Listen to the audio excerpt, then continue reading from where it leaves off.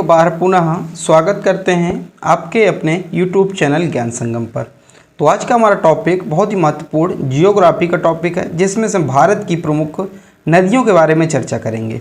इसमें से हम ये चर्चा करेंगे कि कौन सी नदी हमारे लिए प्रमुख है, तथा इसका उद्गम स्थल कहाँ से है, तथा इसकी सहायक नदियाँ कौन कौन सी, और जहाँ पर हमें ट्रिक की ज़रूरत पड़ेगी, जैसे देखिए यहाँ पर जहाँ पर ट्रिक की ज़रूरत पड़ेगी हम ट्रिक से याद करेंगे, और जहाँ पर मैप की ज़रूरत पड़ेगी, जहाँ पर चित्र की ज़रूरत पड़ेगी, तो आदि चीज़ों को हम बिल्कुल ट्रिक से और इस तरह विस्तार पूर्वक से चर्चा करेंगे। आज की वीडियो में हमारे 100 क्वेश्चन रहेंगे, लेकिन ये 100 क्वेश्चन आपको 150 क्वेश्चन का काम करवाएंगे और विस्तार से हैं। ठीक है, अगर आप विस्तार से वीडियो ढूंढ रहे हैं कि विस्तार से आपको पढ़ना है, तो ये आपके लिए वीडियो पर्याप्त होने वाला है। आप लोग इसको देख लीजिए। आप लोगों से निवेदन है कि आप स्किप मत कीजिएगा, हर एक चीज़ को आराम से समझिए। जो चीज़ समझ में ना आए या तो आप कमेंट में पूछ लीजिएगा, या फिर थोड़ा सा बैक करके फिर उसको दोबारा समझ लीजिएगा। ये आपके लिए बहुत ही इंपॉर्टेंट होने वाला है। इसको देखने के बाद आपका जो नदियों वाला टॉपिक 50% कंप्लीट होने वाला है, अगर आपने इसको मन से देख लिया। तो आज का हमारा पहला टॉपिक रहेगा। तो हमारा पहला जो प्रश्न है वो कह रहा है, भारत में प्रवाहित होने वाली सबसे बड़ी नदी कौन सी है। तो उस भारत में प्रवाहित होने वाली सबसे बड़ी नदी ये गंगा नदी। कौन सी? गंगा नदी है। ठीक है, तो ऑप्शन नंबर डी, यानी कि जो भारत में बहती है वो सबसे बड़ी नदी गंगा नदी है। गंगा नदी की बात कर ली जाए तो गंगा नदी का उद्गम स्थल कहाँ से है, तो उत्तराखंड में स्थित गंगोत्री ग्लेशियर है। यानी कि जो उत्तराखंड राज्य है वहाँ पर स्थित है। ग्लेशियर का मतलब तो हिमनद, यानी कि बर्फ़ के पहाड़। ठीक है, बर्फ पहाड़ों पर क्या होता है, बर्फ़ की चादर जमी होती है, उसे हिमनद कहते हैं, ग्लेशियर कहते हैं। तो उस ग्लेशियर का नाम है उत्तरकाशी जिले में गंगोत्री ग्लेशियर है, उत्तराखंड के उत्तरकाशी जिले में। वहीं से क्या होता है कि गंगा नदी निकलती है। ठीक है, जब वहाँ से गंगा नदी निकलती है तो उसको गंगा नहीं कहा जाता, भाई ग्लेशियर है, यहाँ से जब निकलती है तो इसको गंगा नहीं, इसको भागीरथी के नाम से जाना जाता है। ठीक है, जब इसके बाद अलकनंदा के यहाँ पे मिल जाती है, इसके बाद इसको गंगा के नाम से जाना जाता है। ठीक है, मैं सारी चीज़ें बताऊंगा, फिर आगे चल के इसको पद्मा के नाम से जाना जाता है। ये दो भागों में विभाजित, तो बाकी मैं सारी चीज़ें करूँगा, तो आपको इतना सिर्फ याद रखना है। इसकी लंबाई कितनी है, तो 2525। आप लोग 2 बार 25-25 याद कर लीजिए। तो गंगा नदी की कुल लंबाई कितनी है, तो 25-25। भारत की सबसे बड़ी नदी है। ठीक है, और मैदानी क्षेत्रों में प्रवेश कहाँ से करती है, तो मैदानी क्षेत्रों में प्रवेश ये हरिद्वार से करती है। ठीक है, और उत्तर प्रदेश में प्रवेश, तो उत्तर में बिजनौर से प्रवेश करती है। और कौन कौन से राज्यों में बहती है, तो 4 राज्यों में बहती है। कौन कौन सी? उत्तर प्रदेश, बिहार, पश्चिम बंगाल और झारखंड। तो ये निम्न में से ये इतने राज्यों में जो है बहती है। ठीक है, इतना आपको जो है याद रखना है। ठीक है, अगला, भारत में प्रवाहित होने वाली सबसे लंबी नदी कौन सी है, तो गंगा नदी है सबसे लंबी नदी जो भारत में क्या होती है, प्रवाहित होती है। ठीक है, गंगा नदी की सहायक नदियों के बारे में चर्चा कर ले। देखिए, हमारा टॉपिक सिर्फ हमारा पहला प्रश्न था कि ये कौन सी सबसे बड़ी नदी है, लेकिन मैं आपको पूरी चीज़ें बताऊँगा, उसकी सहायक नदियाँ भी बताऊँगा, ताकि आपको पेपर में कुछ भी पूछा जाए तो आपको क्या करें, आपको समझ में आना चाहिए, ये चीज़ें याद होनी चाहिए। गंगा नदी की सहायक नदियाँ हैं, ऐसे याद करना पाना कठिन है, तो एक ट्रिक है आपके लिए। यशोदा को राम सा कंगन चाहिए। ठीक है, यशोदा को राम सा कंगन चाहिए। तो यशोदा, यश से हो गया यमुना नदी, सा सोन नदी, और 10 हो गया दामोदर नदी। तो यशोदा से 3 नदियाँ निकल कर आ गई, यमुना, सोन, दामोदर। फिर को से कोसी नदी, रा से रामगंगा नदी, मा से चाहिए महानंदा नदी, सा से शारदा नदी या काली नदी, ये नेपाल से निकलती है। ठीक है, और का से करनाली नदी, गन से चाहिए कंगन, गन से होता है गंडक नदी। तो ये प्रमुख नदियां हैं किसकी, गंगा नदी की सहायक नदियां। तो आप एक बार इस ट्रिक को याद कर लीजिए, एक बार 2 बार लिख लीजिए, 2 बार में गारंटी देता हूँ कि आपको तुरंत याद हो जाएगा। चलिए, अगला प्रश्न है, वीडियो जरूर लंबा बन जाएगा, लेकिन आपके लिए हित में होने वाला है। अगला प्रश्न है, सिंधु घाटी सभ्यता का प्रमुख स्थल कालीबंगा किस नदी के तट पर स्थित है, तो घग्गर नदी के तट पर स्थित है। किस? घग्गर नदी के तट पर स्थित। सी हमारा इसका सही उत्तर हो जाएगा। ठीक है, सिंधु घाटी सभ्यता का प्रमुख कालीबंगा राजस्थान के हनुमान जिले में घग्गर नदी के तट पर स्थित है। कालीबंगा से कौन कौन से अवशेष प्राप्त हुए थे, जो कि हिस्ट्री का थोड़ा सा टॉपिक थोड़ा सा यहाँ पे टच करेंगे। तो पत्थर की चूड़ियाँ, मिट्टी के खिलौने, बैलगाड़ी के पहिए और मवेशियों की हड्डी के अवशेष वहाँ से क्या हुए थे, प्राप्त हुए थे। अगला है, निम्न में से कौन सी 2 नदियाँ पश्चिम की ओर बहती हैं, यानी कि पश्चिम की ओर ऐसे कौन सी 2 नदियाँ हैं जो पश्चिम की ओर बहती है। तो एक तो नर्मदा है और एक ताप्ती नदी है। तो ऑप्शन नंबर 1 हमारा सही उत्तर हो जाएगा, यानी कि नर्मदा और ताप्ती नदी जो है क्या पश्चिम की ओर बहती हैं। ठीक है, पश्चिम की ओर ऐसे बहते बहते क्या जाती हैं, ये अरब सागर में गिर जाती हैं। ठीक है, देखिए, नर्मदा नदी मध्य प्रदेश के अनूप जिले के अमरकंटक से निकलती है। तो नर्मदा नदी का उद्गम स्थल अमरकंटक से है। एवं ताप्ती नदी का उद्गम स्थल मध्य प्रदेश के बैतूल जिले से है। तो अभी मैं आपको मैप में बताऊंगा नर्मदा नदी तथा ताप्ती नदी दो पहाड़ों के बीच से बहती हैं, दो श्रेणियों के मध्य पर्वतों के बीच से बहती हैं, वो भी मैं आपको चित्र में बताऊंगा। ठीक है, तो दोनों प्रमुख नदियां मध्य प्रदेश की हैं। तो जो नर्मदा नदी है अमरकंटक से निकलती है और ताप्ती नदी है ये बैतूल के मुल्ताई जिले से निकलती है। ठीक है, अब पश्चिम की ओर बहने वाली नदियाँ कौन कौन सी है? पश्चिम की ओर बहने वाली नदियाँ एक बार उसको देख लीजिए। तो इसकी ट्रिक है नाश्ते में घी लो, यानी कि जब नाश्ता ब्रेकफास्ट करते हो उसमें घी लो। तो नाश्ते ना से नर्मदा नदी, सा से साबरमती, ताप्ती, माही, लूनी और घग्गर। तो ये क्या है? ये पश्चिम की ओर बहने वाली नदियाँ। किस तरफ? पश्चिम की ओर बहने वाली नदियाँ। ठीक है, ये आपको इतना याद रखना है। अगला प्रश्न है हमारा, कौन सी नदी जो एक ब्रिब्रंस यानी कि रिफ्ट वैली से होकर बहती है? तो कौन सी ऐसी नदी है जो रिफ्ट वैली से होकर बहती है? नर्मदा नदी। एक हमारा इसका सही उत्तर हो जाएगा, ए हमारा सही उत्तर होगा। बहुत इंपॉर्टेंट क्वेश्चन है, याद रखिएगा। और ये सारे क्वेश्चन क्या है? प्रीवियस ईयर क्वेश्चन में पूछे गए हैं और बहुत विस्तार से पूछे जाते हैं, अंदर से घुस के एग्जाम में क्वेश्चन पूछे जाते हैं, इसलिए मैं आपको डिटेल से करवा रहा हूँ। अगला प्रश्न, निम्न में से किस नदी को एक विनाशक नदी कहा जाता है? तो किस नदी को एक विनाशक नदी कहा जाता है? तो कोसी नदी को एक विनाशक नदी कहा जाता है, सी हमारा इसका सही उत्तर हो जाएगा। ठीक है,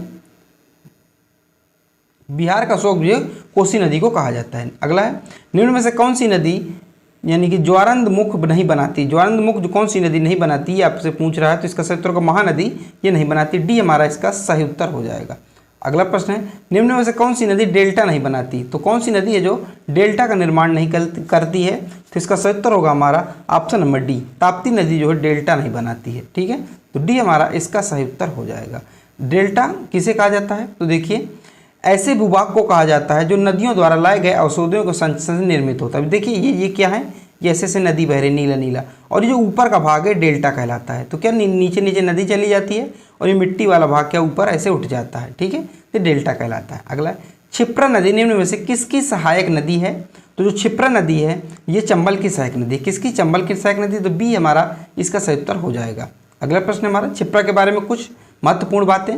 तो क्षिप्रा नदी को मालवा की गंगा भी कहा जाता है। तो आप लोग याद रखें, मालवा की गंगा किस नदी को कहा जाता है? क्षिप्रा नदी को कहा जाता है। ठीक है, यह भारत की पवित्र नदियों में से एक है। उज्जैन जो है इसी नदी के किनारे स्थित है। ठीक है, उद्गम स्थल की बात करें तो मध्य प्रदेश के इंदौर जिले को जनापाव पहाड़ी से ये निकलती है। ठीक है, अगला है, पंजाब के निर्माण में सबसे महत्वपूर्ण नदी कौन सी है? तो सबसे महत्वपूर्ण नदी कौन सी इसमें से पंजाब का निर्माण हुआ? तो सिंधु की नदी है। सिंधु नदी इसका सही उत्तर हो जाएगा, ऑप्शन नंबर हमारा ए इसका सही उत्तर होगा। और जो सिंधु नदी के बारे में बात करते हैं तो सिंधु नदी है ये भारत के एक तिब्बत यानी कि चीन में एक जगह पड़ती है, सिंघी खमचा, या आप अगर ऐसे बात करें मानसरोवर झील के नीचे ग्लेशियर है बगल से ही, वहाँ से सिंधु नदी भारत में यानी कि बहती है। और भारत में ये लद्दाख में एक जगह है दमचौक, वहाँ से भारत में प्रवेश करती है। इतना आपको याद रखना। लंबाई की बात करें तो 2880 कुल लंबाई है। अब भारत में इसकी लंबाई की बात करें तो 1114 किलोमीटर इसकी भारत में कुल लंबाई है। ठीक है, अगला है, गंगा नदी को बांग्लादेश में किस नाम से जाना जाता है? तो गंगा नदी को जो बांग्लादेश में ये पद्मा के नाम से जाना जाता है। किसमें? पद्मा के नाम से जाना जाता है। अब मैं आपको इसकी स्टोरी पीछे की बता दूं। एक यहाँ पे बांध बनता है जिसको कहते हैं फरक्का, एक स्थान है फरक्का बैराज। तो यहाँ से गंगा नदी दो भागों में विभाजित हो जाती है। तो एक चली जाती है बांग्लादेश, एक चली जाती है कोलकाता, एक शाखा।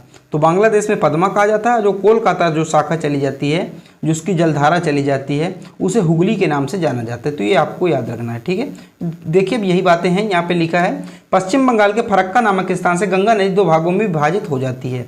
ठीक है, यहाँ से दो भागों में विभाजित हो जाती है, जिसके जो कोलकाता चली तो हुगली नदी, और जो बांग्लादेश चली जाती है उसे पद्मा नदी के नाम से जाना जाता है। अगला प्रश्न, बांग्लादेश में पद्मा और यमुना जलधाराएं मिलकर किस मुख्य नदी का निर्माण करती हैं? तो किस मुख्य नदी का?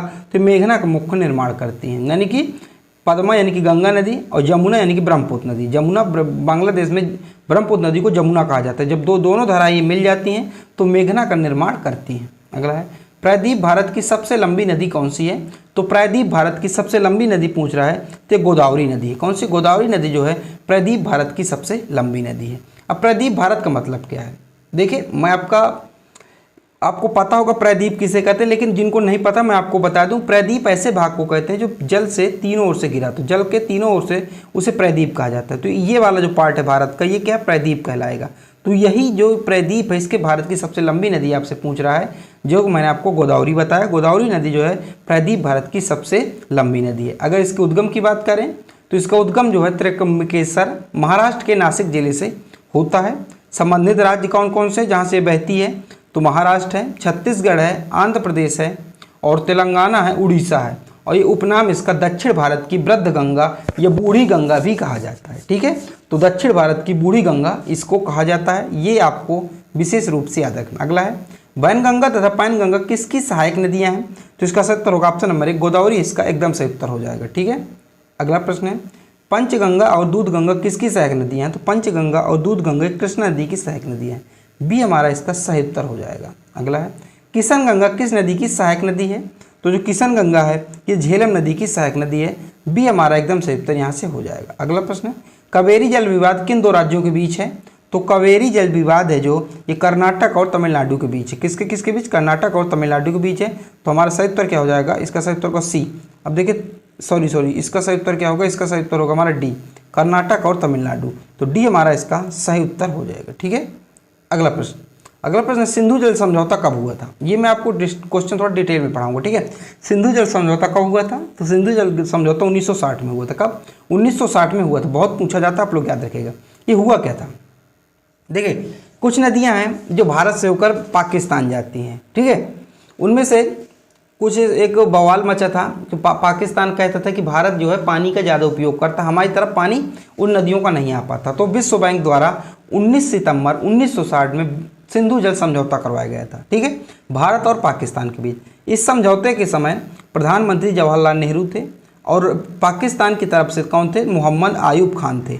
इन दोनों ने हस्ताक्षर किया था और विश्व बैंक ने इसमें क्या मध्यस्थता कराई थी। इसमें जो सिंधु नदी प्रणाली से 20% जो पानी भारत और 80% पानी जो पाकिस्तान को दिया जाएगा। अब कौन कौन सी चीज़ें देखिए, सिंधु जल समझौते के तहत 6 नदियों का जल का बंटवारा किया। कौन कौन सी 6 नदी हैं, तो सिंधु, झेलम और चिनाब, ये 3 नदियां हैं। इनका 80% पानी पाकिस्तान उपयोग करेगा और उनमें से 20% पानी भारत उपयोग करेगा। और नीचे जो नदियां हैं, रावी नदी, ब्यास नदी, सतलज नदी, इनका जो 80% पानी भारत उपयोग करेगा और 20% पानी पाकिस्तान उपयोग करेगा। यह आपके लिए थोड़ा सा स्लाइड बहुत इंपॉर्टेंट है, इसको आप स्क्रीनशॉट ले लीजिए या फिर मेरे साथ नोट्स बनाते चलिए आप लोग। ठीक है, अगला है भारत और नेपाल के मध्य कौन सी नदी सीमा बनाती है, तो भारत और नेपाल के मध्य कौन सी नदी सीमा बनाती है, तो काली नदी सीमा बनाती है। ठीक है, तो इसका सही उत्तर होगा ऑप्शन नंबर सी। अगला प्रश्न, संकोच नदी किन 2 राज्यों के बीच सीमा बनाती है, जो संकोच नदी है किन 2 राज्यों के बीच, तो असम और पश्चिम बंगाल के बीच जो सीमा बनाती है। तो इसका सही उत्तर क्या हो जाएगा, इसका सही उत्तर होगा ऑप्शन नंबर 1 हमारा एकदम इसका सही उत्तर हो जाएगा। अगला प्रश्न हम की ओर चलते हैं। तो देखिए इसकी बात करें तो इसका उद्गम स्थल उत्तरी भूटान में होता है और भारत के असम में इसका विलय ब्रह्मपुत्र नदी में हो जाता है। भूटान में इसका नाम क्या है, पूना चुंगू छू इसको कहा जाता है। अगला है निम्न में से कौन सा शहर गंगा नदी के तट पर स्थित है, तो इस गंगा नदी के तट पर स्थित नहीं है। तो कौन सा शहर है गंगा नदी के तट पर स्थित नहीं है, आपको पता है कानपुर है, पटना है, वाराणसी है, लेकिन दिल्ली यमुना नदी के तट पर स्थित है। तो डी हमारा इसका सही उत्तर हो जाएगा। अगला है जम्मू कश्मीर की राजधानी श्रीनगर किस नदी के तट पर स्थित है, श्रीनगर किस नदी के तट पर स्थित है, तो झेलम नदी के तट पर स्थित है। झेलम नदी के तट पर स्थित श्रीनगर आपको याद रखना है। ठीक है, और जो सिंधु नदी है मित्रों, वो सिंधु नदी सिर्फ लद्दाख में बहती है। ठीक है, लद्दाख भारत के केंद्र शासित प्रदेश लद्दाख में सिर्फ बहती है। अगला है निम्न में से कौन सा कथन सत्य नहीं है, कौन सा कथन सत्य नहीं है, तो आप ऑप्शन नंबर सी हमारा इसका सही उत्तर हो जाएगा। क्या ऑप्शन नंबर सी कह रहा है, सी कह रहा है कावेरी का उद्गम आंध्र प्रदेश में है, नहीं कि कावेरी का उद्गम आंध्र प्रदेश में नहीं है, ये कर्नाटक में है। तो सी हमारा इसका सही उत्तर हो जाएगा। अगला है केन, बेतवा और चंबल किस नदी की सहायक नदियां हैं, तो केन हो गया, बेतवा हो गया, चंबल, ये सब यमुना नदी की सहायक नदी है। किसकी, यमुना नदी की सहायक नदियां। तो ए हमारा इसका सही उत्तर हो जाएगा। अगला है विश्व का सबसे बड़ा द्वीप माजुली किस नदी पर बनता है, तो विश्व का सबसे बड़ा नदी द्वीप है जिसका नाम है माजुली द्वीप, जो असम में पड़ता है।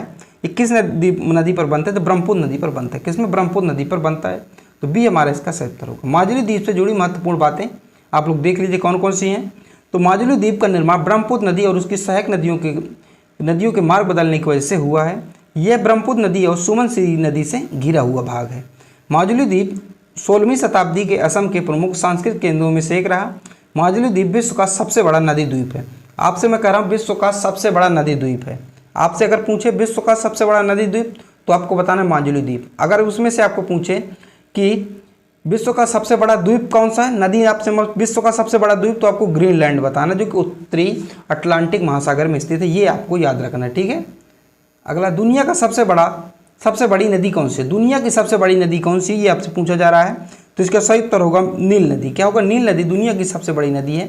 ए हमारा इसका सही उत्तर होगा। इसकी लंबाई कितनी है? तो 6650 किलोमीटर इसकी लंबाई है। इसके स्थान किधर है? तो उत्तर पूर्वी अफ्रीका में इसका स्थान है। और दुनिया की सबसे चौड़ी नदी की बात करें तो अमेजन नदी दुनिया की सबसे चौड़ी नदियों में से एक है, ठीक है। अगला है, कौन सी नदी में सर्वाधिक पानी है? तो किस नदी में सर्वाधिक पानी है? तो इसका सही उत्तर होगा अमेजन नदी। कौन सी? अमेजन नदी में सर्वाधिक पानी है, जो विश्व की सबसे चौड़ी नदी कही जाती है।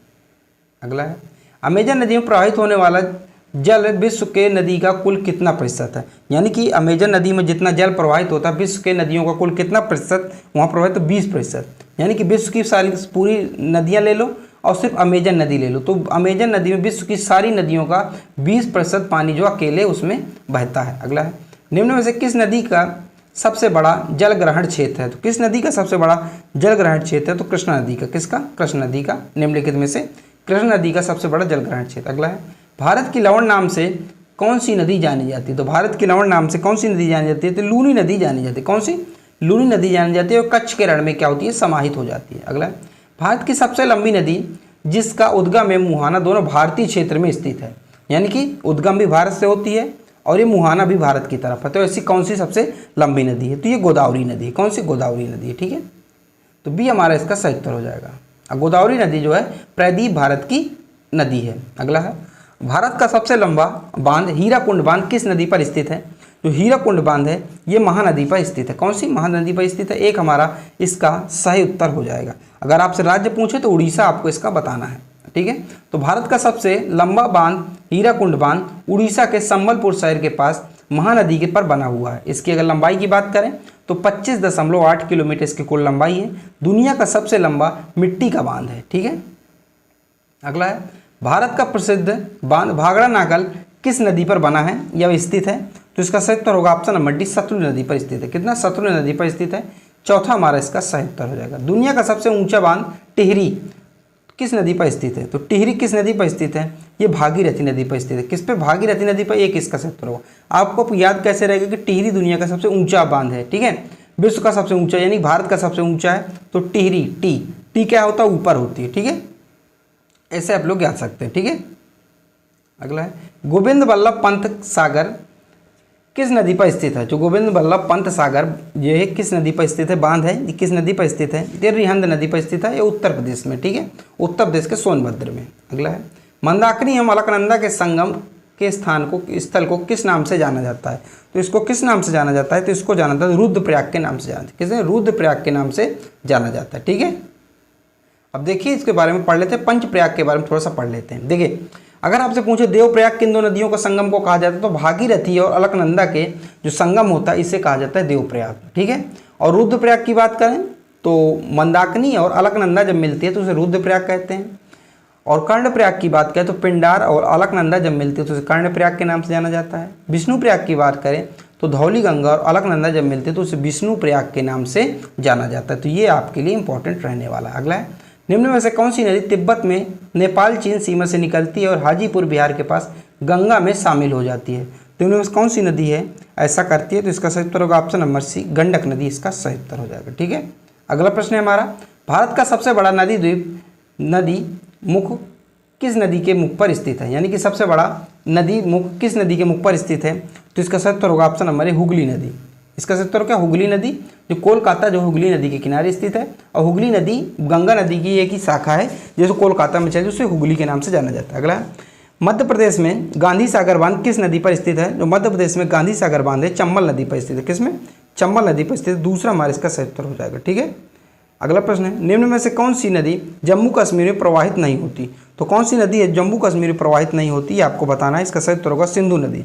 सिंधु नदी जो जम्मू कश्मीर में प्रवाहित नहीं होती, ये मानसरोवर झील से निकलती, झील के नीचे के ग्लेशियर है वहाँ से निकलती सिंधु नदी। और ये क्या है, लद्दाख, भारत में लद्दाख के दम चौक से प्रवेश करते हुए पाकिस्तान में चली जाती है, ठीक। अगला, सिंधु नदी की सबसे बड़ी सहायक नदी कौन सी है? तो सिंधु नदी की जो सबसे बड़ी सहायक नदी है उसको कहते हैं चिनाब नदी। कौन सी? चिनाब नदी है, ये बी है इसका सही उत्तर होगा। तो चिनाब आप बना लीजिएगा। चिनाब नदी सिंधु नदी की सबसे बड़ी सहायक नदी। अगला है, भारत की किस नदी को जैविक मरुस्थल कहा जाता है? तो भारत की किस नदी को जैविक मरुस्थल के नाम से जाना जाता है? दामोदर नदी को जैविक मरुस्थल के नाम से जाना जाता है। बी हमारा इसका सही उत्तर होगा। अगला है, कौन सा शहर यमुना नदी के किनारे स्थित है? तो कौन सा शहर है? देखिए आगरा भी है, दिल्ली भी, मथुरा, तो उपरोक्त तो सभी होगा। डी हमारा इसका सही उत्तर होगा। यानी कि आगरा भी जो यमुना नदी किनारे है, दिल्ली भी यमुना नदी किनारे और मथुरा भी यमुना नदी किनारे स्थित। अगला है, मध्य प्रदेश में नर्मदा नदी की लंबाई कितनी है? तो मध्य प्रदेश में जो नर्मदा नदी की लंबाई कितनी है? तो ये है 1077 किलोमीटर। कितनी? 1077 किलोमीटर इसकी सही उत्तर हो जाएगा। अगला है, भागीरथी नदी का उद्गम स्थल है। तो भागीरथी नदी का उद्गम स्थल क्या है? तो गंगोत्री। क्या है? गंगोत्री इसका सही उत्तर होगा डी। देखिए गंगा नदी का ही नाम है भागीरथी नदी। जब भागीरथी नदी गंगोत्री के ग्लेशियर से निकलती है उत्तराखंड से, उत्तरकाशी जिले से, तो इसको कहा जाता है भागीरथी। फिर एक नदी इसमें मिलती है अलकनंदा। जब अलकनंदा मिलती है तब इसको गंगा कहा जाता है। ठीक है, ये बातें मैं विस्तार से आपको चित्र के साथ पीछे बता चुका हूँ। अगला है, सिंधु और सतलज नदी के बीच हिमालय का भाग क्या कहलाता है? तो सिंधु और सतलज नदी के बीच का जो हिमालय का भाग है उसे क्या कहला जाता है, ये आपको बताना है। तो इसका सही उत्तर होगा पंजाब हिमालय, इसको कहा जाता है। क्या होगा? पंजाब हिमालय इसको कहा जाता है। तो ये हमारा इसका सही उत्तर हो जाएगा। अगला है, तीस्ता और दिहांग नदियों के बीच आने वाले हिमालय को के भाग को किस नाम से जाना जाता है? तो इसको जो कहा जाता है असम हिमालय कहा जाता है। क्या कहा जाता है? असम हिमालय कहा जाता है। इसका सही उत्तर होगा ऑप्शन नंबर डी, इसका सही उत्तर हो जाएगा। ठीक है, अब देखिए इनके बारे में पढ़ लेते हैं। कौन सा हिमालय के मध्य कौन से भाग को कहा जाता है? तो असम हिमालय अगर पूछे तो तीस्ता और दिहांग, दिहांग का मतलब आप ब्रह्मपुत्र नदी भी कह सकते हैं, क्योंकि अरुणाचल प्रदेश में से दिहांग के नाम से जाना जाता है। तो तीस्ता और ब्रह्मपुत्र नदी या फिर दिहांग नदी के बीच जो स्थित भाग है उसे असम हिमालय के नाम से जाना जाता है। इसके बाद पंजाब हिमालय, तो सिंधु और सतलज नदी के मध्य जो भाग है उसे पंजाब हिमालय के नाम से जाना जाता है। कुमायूं हिमालय, सतलज नदी और काली नदी के बीच का जो भाग है उसे कुमायूं हिमालय के नाम से जाना जाता है। इसके बाद नेपाल हिमालय, तो काली नदी और तीस्ता नदी के जो मध्य भाग है उसे नेपाल हिमालय के नाम से जाना जाता है। अगला है, सियाचिन ग्लेशियर पिघलने से बना पानी किस नदी का मुख्य स्रोत है? तो किस नदी का मुख्य स्रोत है ये आपसे पूछा जा रहा है। तो इसका सही उत्तर होगा हमारा नुब्रा नदी, इसका सही उत्तर हो जाएगा। तो बी हमारा इसका सही उत्तर होगा। अगला प्रश्न, सिंधु नदी कौन सी नदी मानसरोवर झील से निकलती है? तो सिंधु नदी कौन सी सहायक नदी है जो मानसरोवर झील से निकलती है?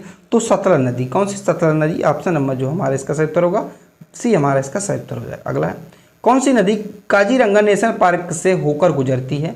तो कौन सी नदी जो काजीरंगा नेशनल पार्क से होकर गुजरती है? तो ब्रह्मपुत्र नदी है। कौन सी? ब्रह्मपुत्र नदी है। ठीक है, ऑप्शन नंबर बी हमारा इसका सही उत्तर हो जाएगा। काजीरंगा राष्ट्रीय उद्यान से होकर बहने वाली नदियाँ कौन कौन सी? ब्रह्मपुत्र नदी है और डेफलू नदी है, मोरा डेफलू नदी है और मोरा धनसिरी नदी है। तो आपको जो है ये ब्रह्मपुत्र नदी आपके लिए इंपॉर्टेंट है, इसलिए आपको याद रखना है। ठीक है, और काजीरंगा राष्ट्रीय उद्यान कहाँ है ये भी आपको बता दूं, असम में है। असम का एक नौगांव जिला है, वहाँ है। और काजीरंगा किस लिए प्रसिद्ध है? तो यहाँ एक सींग के गैड़े पाए जाते हैं, तो इसलिए काजीरंगा जो है प्रसिद्ध है। ठीक है, आप देख रहे हो एक सींग वाले गैड़े यहाँ पाए जाते हैं। ठीक है, अगला है, निम्न में से किस दर्रे के माध्यम से सतलज नदी तिब्बत से भारत में प्रवेश करती है? तो कौन सा दर्रा है जिसके माध्यम से जो सतलज नदी है भारत में प्रवेश करती है, जो कि तिब्बत में इसका उद्गम है? और ये भारत में कहाँ से प्रवेश करती है? तो ये भारत में सिपकिला दर्रे से प्रवेश करती है। ये सिपकिला दर्रा कहाँ है? तो सिपकिला दर्रा हिमाचल प्रदेश में है। ठीक है, और यहाँ से सतलज नदी जो है भारत में प्रवेश करती है और सीधे फिर यहाँ जाके कहाँ मिल जाती है? पाकिस्तान चली जाती है ये। ठीक है, सिंधु नदी से मिलकर। ठीक है, अगला है, अगर सतलज नदी की बात करें तो इसका पुराना नाम आप देख लीजिए। सतलज नदी का जो पुराना पौराणिक नाम है इस शतुद्री के नाम से जाना जाता है। सतलज नदी के ऊपर कुछ महत्वपूर्ण बांध भी बने हैं, जैसे भागड़ा नागल बांध और करकच्चम वाकटू जल विद्युत संयंत्र और नापता झाकड़ी बांध। इसमें से आपको भागड़ा नागल बांध एकदम याद रखना है। ठीक है, और सतलज नदी सिपकिला दर्रे से होकर भारत में प्रवेश करती है। यह हिमाचल प्रदेश, भारत और तिब्बत राज्य में किन्नौर जिले में स्थित है, यह आपको याद रखना। अगला है, नर्मदा एवं ताप्ती नदियों के मध्य कौन सी पहाड़ी स्थित है? तो करें नर्मदा और ताप्ती नदियों के मध्य कौन सी पहाड़ी स्थित है? तो ये स्थित है सतपुड़ा पहाड़ी। कौन स्थित है? सतपुड़ा पहाड़ी स्थित है। बी हमारा इसका सही उत्तर हो जाएगा। चलिए हम इसको थोड़ा सा पढ़ ही लेते हैं। आप थोड़ा सा याद ध्यान दीजिए मेरी बात। देखिए ये है एमपी में, कहाँ है? जो विंध्याचल पर्वत है मध्य प्रदेश में है। ठीक है, और सतपुड़ा पर्वत भी कहाँ है? मध्य प्रदेश में है। अजंता श्रेणी का ये महाराष्ट्र में। ठीक है, अब जो ऊपर क्या विंध्याचल पर्वत है और नीचे क्या सतपुड़ा पर्वत है, इन दोनों के बीच से एक नदी बहती है, उसको कहा जाता है नर्मदा नदी। ये आप देख रहे हो, इसको कहा जाता है नर्मदा नदी। ठीक है, और वहीं पर अगर बात करें अजंता श्रेणी से और सतपुड़ा पर्वतों के बीच से एक नदी बहती है, उसको कहते हैं ताप्ती नदी। तो आप इस डायग्राम को एक बार मन में बैठा लीजिए, एक बार तीनों पहाड़ बना लीजिए और दो नदियों को बहा दीजिए, ऊपर नर्मदा है, नीचे ताप्ती है। तो इसको आप लोग याद कर लेंगे तो आप जैसे प्रश्न चाहे जैसे बन जाए, आपको हमेशा क्या रहेगा, याद रहेगा। अगला है, पोंग बांध किस नदी पर निर्मित है? तो इसका सही उत्तर होगा ऑप्शन नंबर डी, ब्यास नदी पर स्थित है पोंग बांध। इसका ऑप्शन नंबर क्या होगा हमारा, डी इसका सही उत्तर होगा। ये हिमाचल प्रदेश में, कहाँ, हिमाचल प्रदेश में। अगला है, कौन सी नदी भूमि बांधित नदी है? तो कौन सी नदी है जो भूमि बांधित नदी है? इसका सही उत्तर होगा ऑप्शन नंबर डी, लूनी नदी। क्या होगा, लूनी नदी इसका सही उत्तर हो जाएगा। ठीक है, और लूनी नदी अजमेर जिले के नागपुर पहाड़ से निकलती है। कहाँ से निकलती है? नागपुर पहाड़ या नागा पहाड़ियों से निकलती है। और लूनी नदी को जो मरुस्थल की गंगा भी कहा जाता है। ये आपके लिए इंपॉर्टेंट है कि किस नदी को मरुस्थल की गंगा कहा जाता है। तो ये लूनी नदी को मरुस्थल की गंगा कहा जाता है, क्योंकि मेन रूप से क्या मरुस्थल वाले एरियो में बहती है और वहाँ पे काफ़ी इसके सिंचाई ऊंचाई से होता है, इसलिए उसको गंगा का दर्जा दिया गया। अगला, सिंधु नदी का उद्गम किस स्थान से होता है? तो सिंधु नदी का उद्गम है ये चीन तिब्बत से होता है। ठीक है, चीन तिब्बत से होता है। ये एक मानसरोवर झील है, वहीं के उसी के पास से इसका होता है। ठीक है, ये अगर मान करें तो मानसरोवर झील है, यहीं से सिंधु नदी निकलती है। और ऐसे ऐसे ये सिंधु नदी, ये यहाँ का क्षेत्र है दमचौक लद्दाख का, यहाँ से प्रवेश करते हुए से पाकिस्तान के होते हुए अरब सागर की खाड़ी में जाके गिर जाती है। अगला है, सिंधु नदी किस स्थान से भारत में प्रवेश करती है? तो सिंधु नदी जो दमचौक लद्दाख से भारत में प्रवेश करती है, ये मैं आपको बता चुका हूँ। अगला है, सिंधु नदी की कुल लंबाई कितनी है? ये आपसे पूछ रहा है। तो 2880 किलोमीटर। कितनी है? 2880 किलोमीटर इसकी लंबाई है। अगर भारत में पूछे कि कितनी बहती है, तो भारत में बहती है 1114 यानी 1114 किलोमीटर। अगला है, सिंधु नदी भारत के किस एकमात्र राज्य केंद्र शासित प्रदेश में बहती है? तो ये बहती है किसमें? सिर्फ मात्र लद्दाख में बहती है और फिर ये पाकिस्तान में चली जाती है। अगला है, लेह शहर यानी लद्दाख किस नदी के तट पर बसा हुआ है यानी किनारे है?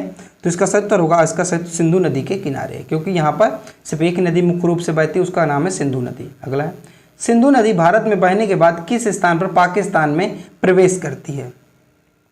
तो उस स्थान को क्या कहा जाता है? उसको स्थान को कहा जाता है दर्दी स्थान। क्या कहा जाता है? दर्दी स्थान से पाकिस्तान में प्रवेश करती है। ठीक है, अगला है, निम्न में से कौन सी नदी सिंधु नदी की सहायक नदी नहीं है?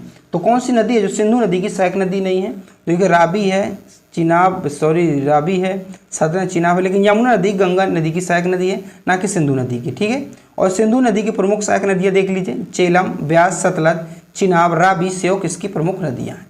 अगला है, सिंधु नदी की सबसे बड़ी सहायक नदी कौन सी है? तो सिंधु नदी की सबसे बड़ी सहायक नदी चिनाब नदी है, डी इसका सही उत्तर हो जाएगा। और चिनाब नदी जो दो धाराओं से मिलकर बनी है, कौन कौन सी दो धाराएं हैं? ये पूछा जाता है कि चिनाब नदी का जो है, चिनाब नदी किन दो धाराओं से मिलकर बनी है, ये एग्जाम में पूछा जाता है। तो एक का नाम है चंद्रा, एक का नाम है भागा, ऐसे आप समझ लीजिए, ऐसे ये इसका नाम है चंद्रा और इसका नाम है भागा, ये दोनों एक जगह मिल जाती हैं, फिर ये दोनों नदियाँ क्या, दोनों धाराएं आपस में मिलकर चलती हैं, तो इसको चिनाब नदी कह दिया जाता है। ठीक है, अगला है, निम्न में से किस नदी के नाम पर भारत का नाम इंडिया और हिंदुस्तान पड़ा? तो किस नदी के नाम पर भारत का नाम इंडिया और हिंदुस्तान पड़ा? तो सिंधु नदी के नाम पर पड़ा। ठीक है, सिंधु नदी को इंग्लिश में कहा था इंडस, इंडस। तो अंग्रेज क्या थे? इंडस, इंडस यानी कि जो उधर से आते थे, हमारे पुर्तगाली हो गए सब, तो इंडस कहते थे, धीरे धीरे इसको इंडिया कहने लगे। ठीक है, तो इस प्रकार इसी के नाम पर पड़ा। अगला है, निम्न में से किन पर्वत श्रेणी के मध्य सिंधु नदी बहती है? तो किन पर्वत श्रेणियों के मध्य सिंधु नदी बहती है? तो इसका सही उत्तर क्या होगा? इसका सही उत्तर होगा ऑप्शन नंबर ए, लद्दाख और जास्कर श्रेणी। ठीक है, अगला है, किस स्थान के निकट सिंधु नदी गहरे यानी कि गार्ज महाखंड का निर्माण करती है? तो किस स्थान? तो गिलगिट, गिलगिट एक स्थान है, तो बी हमारा इसका सही उत्तर हो जाएगा। ठीक है, अगला है, रावी नदी का उद्गम भारत के किस राज्य से होता है? तो रावी नदी का उद्गम भारत के किस राज्य से होता है? तो हिमाचल प्रदेश से होता है। किससे? हिमाचल प्रदेश से होता है। ठीक है, तो ऑप्शन नंबर डी हमारा इसका सही उत्तर हो जाएगा। ठीक है, अगला प्रश्न है, रावी नदी के बारे में कुछ महत्वपूर्ण तथ्य कौन कौन से हैं? तो अगर इसके उद्गम की बात करें तो उसका उद्गम कहाँ से होता है? तो हिमाचल प्रदेश के पास कांगड़ा जिले में होता है। ठीक है, और धौलाधर पर्वत श्रेणी से इसका उद्गम होता है रावी नदी का। यह नदी लगभग 720 किलोमीटर लंबी और पाकिस्तान में प्रवेश करती है। रावी नदी का प्रवाह की बात करें तो जम्मू कश्मीर हो गया, पंजाब हो गया और फिर पाकिस्तान में चली जाती है। ठीक है, अगला है, रावी नदी किन दो पर्वत श्रेणी के मध्य से होकर बहती है? जो रावी नदी है किन दो पर्वत श्रेणियों के मध्य से होकर बहती है? तो इसका सही उत्तर होगा पीर पंजाला और धौलाधर। तो धौलाधर इसका बी इसका सही उत्तर हो जाएगा। अगला है, निम्न में से किस नदी को मध्य एशिया में मृत्यु की नदी के नाम से भी जाना जाता है? तो इसका सही उत्तर होगा ऑप्शन नंबर बी, श्योक नदी के नाम से जाना जाता है, क्योंकि इसकी ढलान और इसके तेज प्रभाव के कारण इसको मृत्यु की नदी भी कहा जाता है। प्राचीन काल में एक घटना घटी थी कि कुछ व्यापारी इसको पार करने की कोशिश कर रहे थे और इसको पार कर नहीं कर पाए थे, तो उनकी क्या हो गई थी, मृत्यु हो गई थी इसको, इसलिए इसको श्योक नदी के नाम से भी जाना जाता है। अगला है, भारत की राष्ट्रीय नदी के रूप में किस नदी को जाना जाता है? तो भारत की राष्ट्रीय नदी कौन सी? गंगा नदी, ये आपका सभी को पता होगा, ठीक है। और अगर बात करें तो भारत को राष्ट्रीय नदी का दर्जा कब दिया गया, यानी कि गंगा नदी को भारत की राष्ट्रीय नदी का दर्जा कब दिया गया? तो 4 नवंबर 2008 को इसको दिया गया था। और कहाँ से निकलती गंगा नदी? तो गोमुख, उत्तराखंड के उत्तरकाशी जिले के गोमुख से निकलती है और बंगाल खाड़ी में गिर जाती है। इसकी लंबाई तो 2525 किलोमीटर इसकी कुल लंबाई है। ये उत्तराखंड, फिर उत्तर प्रदेश, बिहार, पश्चिम बंगाल ऐसे होते हुए चली जाती है। अगला है, बद्रीनाथ धाम किस नदी के किनारे स्थित है? जो बद्रीनाथ धाम है किस नदी के किनारे स्थित है? अलकनंदा नदी के किनारे स्थित है। सी हमारा इसका सही उत्तर हो जाएगा। विश्व प्रसिद्ध केदारनाथ धाम किस नदी के किनारे स्थित है? तो विश्व प्रसिद्ध केदारनाथ धाम है जो ये मंदाकिनी नदी के किनारे स्थित है। क्या मंदाकिनी नदी के किनारे स्थित है? बी हमारा इसका सही उत्तर हो जाएगा। अगला है, निम्न में से गंगा नदी भारत के किस राज्य में से नहीं गुजरती है? यानी कि गंगा नदी जो भारत किस राज्य में से नहीं गुजरती है, तो ये आपसे पूछा जा रहा है। तो गंगा नदी छत्तीसगढ़ से नहीं गुजरती। कहाँ से? छत्तीसगढ़ से नहीं गुजरती, बाकी उत्तराखंड से, उत्तर प्रदेश से गुजरती है, और बिहार, झारखंड, उत्तराखंड और ये हो गया आपका पश्चिम बंगाल, यहाँ से गुजरती है, लेकिन ये छत्तीसगढ़ से नहीं गुजरती। तो डी हमारा इसका सही उत्तर हो जाएगा, ठीक है। गंगा नदी की बात करें तो उत्तराखंड के उत्तरकाशी ग्लेशियर से निकलती है, बहुत मैं बार बता दूँ, गंगोत्री ग्लेशियर से निकलती है। ये उत्तर प्रदेश, बिहार, पश्चिम बंगाल और उत्तराखंड से बहती है, ठीक है, और जिसमें झारखंड भी शामिल है। गंगा नदी को भागीरथी के नाम से भी जाना जाता है। पहले भागीरथी इसका नाम रहता है, इसके बाद जब अलकनंदा इसमें जाकर मिलती है तो इसका नाम फिर गंगा पड़ता है, ठीक है। गंगा नदी की सहायक नदियों की बात करें तो रामगंगा, गोमती, घाघरा, गंडक, कोसी और महानंदा शामिल है। मैं आपको चीज़ें इसलिए बार बार इसलिए बता रहा हूँ कि आपकी चीज़ें क्या हो जाए, याद हो जाए। अगला है, गंगा नदी की सबसे लंबी सहायक नदी कौन सी है? तो यमुना नदी जो गंगा नदी की सबसे सहायक लंबी नदी है। और यमुना नदी की सबसे लंबी सहायक नदी पूछे आपसे कि सबसे बड़ी सहायक नदी कौन सी है, तो इसको आपको बताना है कौन सी नदी है। अच्छा, ये आप लोग बताइए कि यमुना नदी की सबसे बड़ी जो लंबी सहायक नदी कौन सी है, आपको बताना है, ठीक है। यमुना नदी के बारे में कुछ महत्वपूर्ण तथ्य है। इसका उद्गम स्थल तो वही उत्तराखंड की यमुनोत्री ग्लेशियर से होता है। इसकी लंबाई तो 1376 किलोमीटर की लंबाई है। भारत में बहते हुए दिल्ली, उत्तर प्रदेश, बिहार में होकर आगे बढ़ती है। मुख्य सहायक नदियाँ की बात करें तो गंगा की केन हो गया, घाघरा हो गया, कोसी इसकी मुख्य सहायक नदियाँ हैं। अगला है, लखनऊ शहर गंगा नदी के किस सहायक नदी के तट पर स्थित है? तो गोमती नदी के स्थित है, गोमती, ठीक है। इसका सही उत्तर होगा। अब गोमती नदी कहाँ से निकलती है? तो गोमती नदी जो है पीलीभीत में एक झील है, उस झील का नाम है फूलहर झील। फूलहर झील से निकलती है गोमती नदी, ठीक है। और गोमती नदी क्या है? एक मैदानी नदी है, क्योंकि ये मैदान से इसका उद्गम होता है, ठीक है। अगला है, गंगा की सहायक नदियाँ जिनका उद्गम नेपाल से होता है, तो कौन सी गंगा की ऐसी कौन सी सहायक नदी है जिसका उद्गम स्थल जो नेपाल से होता है, तो कौन सी है? तो गंडक हो गया, कोसी, काली, सभी हैं, तो डी इसका सही उत्तर हो जाएगा हमारा, सभी हमारा इसका सही उत्तर हो जाएगा। अगला है, गंगा नदी की सहायक सोन नदी का उद्गम कहाँ से होता है? तो गंगा नदी की जो सहायक नदी है जिसको कहते हैं सोन नदी, इसका उद्गम स्थल कहाँ से? तो अमरकंटक से होता है, ठीक है। अगर आपने अगर ट्रिक से नहीं याद किया गंगा नदी की सहायक नदियाँ, तो आप प्लीज़ गुजारिश है कि याद कर लीजिए, नहीं लेकिन क्योंकि आप अगर इस ट्रिक से नहीं याद करेंगे तो आप हमेशा परेशान रहेंगे, ठीक है। भारत में गंगा नदी की अंतिम सहायक नदी कौन सी है? तो भारत में जो गंगा नदी की जो अंतिम सहायक नदी है वो है महानंदा। कौन सी है? महानंदा, बी इसका सही उत्तर हो जाएगा। अगला प्रश्न है, फरक्का बैराज बांध से गंगा नदी किन दो जल धाराओं में बढ़ जाती है? तो जो फरक्का नामक स्थान है ये किन दो जल धाराओं में बढ़ जाती है? तो ये हुगली और पद्मा में बढ़ जाती है, तो डी है इसका हमारा सही उत्तर हो जाएगा, ठीक है। यहाँ पे फरक्का बांध है, यहाँ से क्या होता है, गंगा नदी दो धाराओं में बढ़ जाती है। एक को हम कह देते हैं पद्मा और एक को कह देते हैं हुगली। तो हुगली है कोलकाता की तरफ चली जाती है शाखा, और ये पद्मा जो बांग्लादेश की तरफ जाती है, इसलिए कहते हैं कि बांग्लादेश में गंगा नदी को पद्मा के नाम से जाना जाता है। और वही शाखा जब दूसरी शाखा जो हमारी, तो दूसरी शाखा चली जाती है कोलकाता की तरफ, इसलिए कहते हैं कि कोलकाता जो हुगली नदी के किनारे स्थित है। ये सब सारी चीज़ें आपको याद रखनी चाहिए। अगला है, पश्चिम बंगाल का कोलकाता शहर किस नदी के किनारे बसा है? तो ये हुगली नदी किनारे बसा है, जो कि मैं आपको बार बार ये चीज़ें क्या बता रहा हूँ। अगला है, बांग्लादेश में गंगा नदी को किस नाम से जाना जाता है? तो इसको पद्मा के नाम से जाना जाता है। ठीक है, अगला है हुगली नदी किस सहायक नदी को पश्चिम बंगाल का शोक कहा जाता है? तो पश्चिम बंगाल का शोक किस नदी को कहा जाता है? तो पश्चिम बंगाल का शोक दामोदर नदी को कहा जाता है। अगर आप पूछे बिहार का शोक, तो बिहार का शोक कोसी नदी को कहा जाता है। ठीक है, ये अपने बाढ़ के कारण इसको शोक कहा जाता है, क्योंकि इसमें क्या होता है, अत्यधिक विनाश होता है। अगला है सुंदरवन डेल्टा का निर्माण किन दो नदियों का द्वारा किया जाता है? तो सुंदरवन डेल्टा का निर्माण जो गंगा नदी और ब्रह्मपुत्र नदी द्वारा किया जाता है। डी हमारा इसका सही उत्तर होगा। ठीक है, यहाँ से गंगा नदी आती है, यहाँ से ब्रह्मपुत्र नदी आती है और यहीं पे सुंदरवन डेल्टा का निर्माण करती है। अब इसका नाम सुंदरवन क्यों पड़ा? क्योंकि यहाँ पर इस क्षेत्र में जो है सुंदरी नामक वृक्ष पाए जाते हैं। क्या पाए जाते हैं? सुंदरी नामक वृक्ष पाए जाते हैं। ये आधा हिस्सा जो पश्चिम बंगाल के अंतर्गत आता है और आधा बांग्लादेश के अंतर्गत आता है। ठीक है, अगला है ब्रह्मपुत्र नदी जब बांग्लादेश में प्रवेश करती है तो इस नदी को किस नाम से जाना जाता है? तो ब्रह्मपुत्र नदी जब बांग्लादेश में प्रवेश करती है तो इसको जमुना नाम के नाम से जाना जाता है। जमुना नाम से जाना जाता है। सी हमारा इसका सही उत्तर हो जाएगा। ठीक है, अब ब्रह्मपुत्र नदी के बहुत जगह अलग अलग नाम है, इसको आप देख लीजिए। अगर ये चीन में, जब ये चीन से निकलती है ब्रह्मपुत्र नदी, ठीक है, आपको पता है मानसरोवर झील है, मानसरोवर ऐसे ये निकल जाती है, ब्रह्मपुत्र नदी है और इधर जो चली जाती है सिंधु नदी कहलाती है। ठीक है, और इसी के नीचे से सतलुज नदी निकलती है। ठीक है, ये आपको विशेष रूप से याद रखना है। तो जो ब्रह्मपुत्र नदी है इसके अलग अलग स्थानों पर अलग अलग नाम है, क्योंकि इसका विस्तार बहुत ज़्यादा बहती है। 2880 किलोमीटर कुल बहती है इसकी भारत में कितना है? 1114 किलोमीटर भारत के क्षेत्र में बहती है। अगर चीन में बात करें तो यारलुंग यानी चियांग या यारलुंग इसको कहा जाता है चीन में। तिब्बत में इसको सांगपो के नाम से इसे तिब्बत में जाना जाता है, यानी कि ब्रह्मपुत्र नदी को तिब्बत में सांगपो के नाम से जाना जाता है।